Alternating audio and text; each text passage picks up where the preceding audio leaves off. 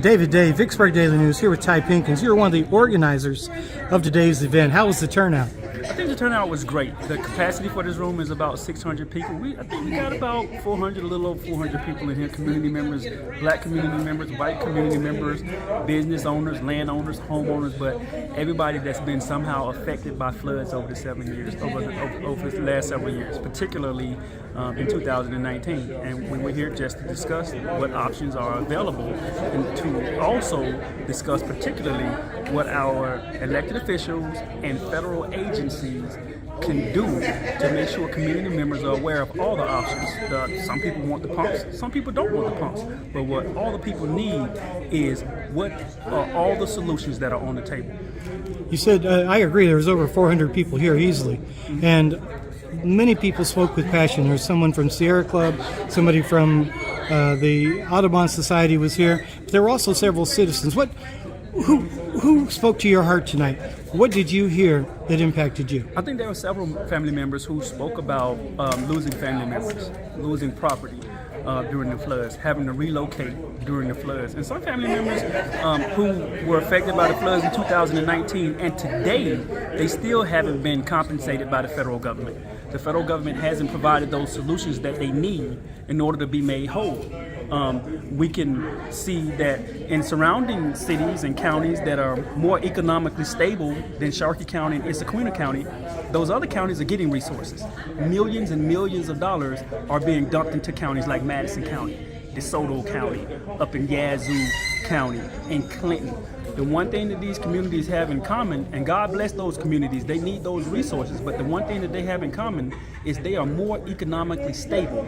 They have more money than Sharkey County and Issaquah County. And so what I wanted our elected officials to understand and community members who are at this meeting to understand is we need to demand that all options are on the table, one, and that we get access to those resources and those funds that they are dumping into these other counties. Stop ignoring these small communities. Stop ignoring Sharkey County because the population is a lot smaller than Madison County. Stop ignoring Issaquah County because the population is so small.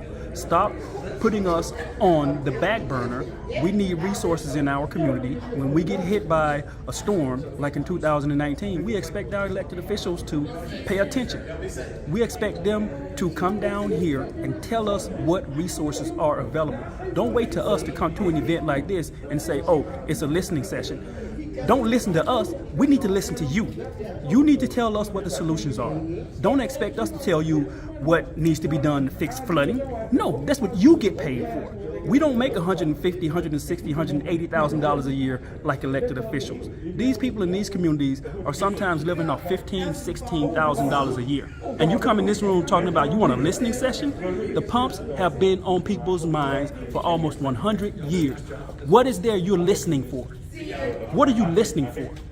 You should not be listening, you should be doing. Don't show up in this community. Roger Wicker, I don't remember him coming to these communities. Don't show up in this community talking about you have a listening session. What are you bringing? You're bringing resources to other counties. You're bringing resources to Madison County. You're bringing resources to Hines County. You're bringing resources to DeSoto County. What are you bringing to Sharkey County? What are you bringing to Issaquah County? You're bringing an ear so you can listen to low-income communities tell you what the solution is. That is backwards. You need to be bringing solutions to these communities, to these low-income community members, instead of coming here talking about you want a listening session. Having said that, were you surprised by the bipartisanship shown by the crowd tonight? It seems like everyone came together on that one issue with maybe a couple outliers. No, I wasn't surprised by the bipartisanship from the crowd. We have black people here. We have white people here. We have business owners here. We have workers here. We have landowners here. We have homeowners here. The one thing that they all have in common is that they love this community. They love Sharkey County, and they come together when all of them know that they have a common stake in the results, in the end result. And that's what you saw here tonight. You saw community members talking about my family suffered during the 2019 flood. I've lost my house. My land was flooded. Black community members and white community members said that. Landowners and workers said that. So the bipartisanship part of it, that for me, that wasn't a surprise. I know this community. I was born here. I was raised here. I'm a veteran.